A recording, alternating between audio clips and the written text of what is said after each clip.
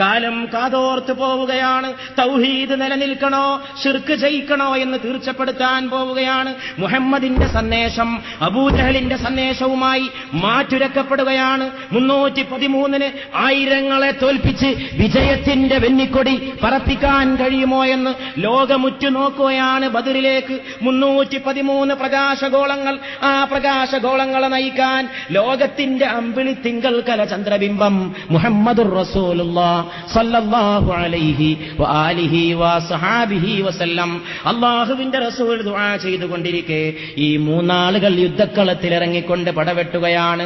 അവർക്കിടയിലുള്ള മൽപിടുത്തം ജോറായി. അലി റളിയല്ലാഹു അൻഹു തന്റെ എതിരാളിയെ തോൽപ്പിച്ചുവെന്ന് മാത്രമല്ല, തന്റെ അരയിൽ നിന്ന് വാൾ ഊരിയെടുത്തുകൊണ്ട്, യുവാക്കളെ നിങ്ങൾ മനസ്സിലാക്കണം, ബദറിൽ നിന്ന് നമുക്ക് ഇന്നും മാതൃക ഉൾക്കൊള്ളാനുണ്ട്.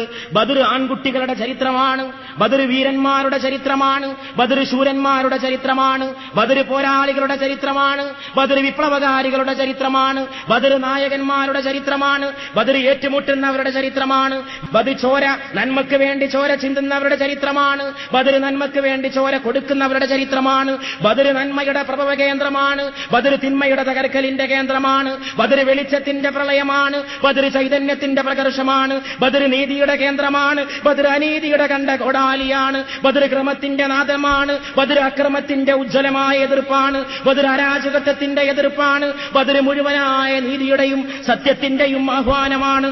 യുദ്ധം കഴിഞ്ഞു കിടക്കുന്ന ശവപ്പറമ്പിലേക്ക്, യുദ്ധമൈതാനിയിലേക്ക് ലോകത്തിന്റെ കാരുണ്യത്തിന്റെ ഗുരു സയ്യിദുനാ വ നബിയുനാ മുഹമ്മദ് മുസ്തഫ സല്ലല്ലാഹു അലൈഹി വസല്ലം നടന്നു ചെല്ലുകയാണ്. റസൂൽ കൈവീശി നടന്നു ചെന്നുകൊണ്ട് ഖുറൈശികൾ കൊല ചെയ്യപ്പെട്ട് കിടക്കുന്ന ഈ ശവക്കുഴിയുടെ അടുത്തുപോയി നിൽക്കുകയാണ്. ഒന്ന് ആലോചിച്ചു നോക്കണം സഹോദരന്മാരെ. അതാ കിടക്കുന്നു അബൂജഹൽ. എവിടെടാ മുഹമ്മദിന്റെ തലയെടുത്തിട്ടേ കാര്യമുള്ളൂ എന്ന് പറഞ്ഞ അബൂജഹൽ, അതിന് നേതൃത്വം കൊടുത്ത ഉത്ബത്ത്, ഷൈബത്ത്, അവരൊക്കെ അതാ ചത്ത് ചടഞ്ഞു കിടക്കുകയാണ്.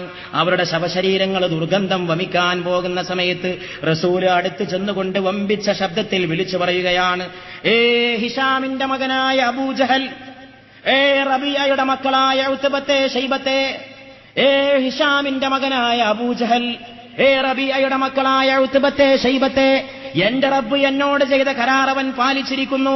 അവൻ നിങ്ങളോട് പറഞ്ഞത് സത്യമാണെന്ന് നിങ്ങൾക്കും ബോധ്യപ്പെട്ടില്ലയോ എന്ന് മുഹമ്മദ് മുസ്തഫ സല്ലല്ലാഹു അലൈഹി വആലിഹി വസഹാബിഹി വസല്ലം അവരോട് ചോദിക്കുകയാണ്. അതെന്നെ പരലോകം, മരിച്ചാൽ പരലോകമുണ്ടെന്ന് ബോധ്യപ്പെട്ടില്ലേ എന്ന് റസൂല് കിടക്കുന്ന ശവശരീരങ്ങളോട് ചോദിക്കണം. നമ്മുടെ വിഷയത്തിൽ ബദറുണ്ടെന്ന് ഞാൻ പറയുന്നത് ഇതുകൊണ്ടൊക്കെ കൂടിയാണ്. നമുക്ക് ബോധ്യപ്പെട്ടില്ലേ? മരണമുണ്ട്, മരിച്ചു കഴിഞ്ഞാൽ പിന്നെ ഒരു പരലോകമുണ്ട്, ബോധ്യപ്പെട്ടില്ലേ? എന്നോട് ചെയ്ത കരാർ അവൻ പാലിച്ചിരിക്കുന്നു, നിങ്ങളോടവൻ പറഞ്ഞതും സത്യമാണെന്ന് നിങ്ങൾക്ക് ബോധ്യപ്പെട്ടില്ലേ? കൂടെയുണ്ട് ഉമർ റളിയല്ലാഹു അൻഹു എപ്പോഴും സംശയക്കാരനാണ്. ഉമർ റളിയല്ലാഹു അൻഹു ചോദിച്ചു, അല്ല റസൂലേ, ഇപ്പൊ ഈ പറഞ്ഞത് കേൾക്കും അവര് എന്ന് ചോദിച്ചു. ഉമർ റളിയല്ലാഹു അൻഹു ഞാൻ പറഞ്ഞില്ലേ യുക്തിമാനാണ്. ഉമർ റളിയല്ലാഹു അൻഹു സംശയാലുവാണ്. ആ സംശയമൊക്കെ ഖൈറുവാണ്. ഉമർ റളിയല്ലാഹു അൻഹുവിന്റെ ഓരോ സംശയവും ഇസ്ലാമിന് 1000 നന്മ പ്രദാനം ചെയ്തിട്ടുണ്ട്. ഉമർ റളിയല്ലാഹു അൻഹു ചോദിച്ചു, റസൂലേ, മരിച്ചു കിടക്കുന്ന ശവശരീരങ്ങൾ എങ്ങനെ ഇത് കേൾക്കാൻ?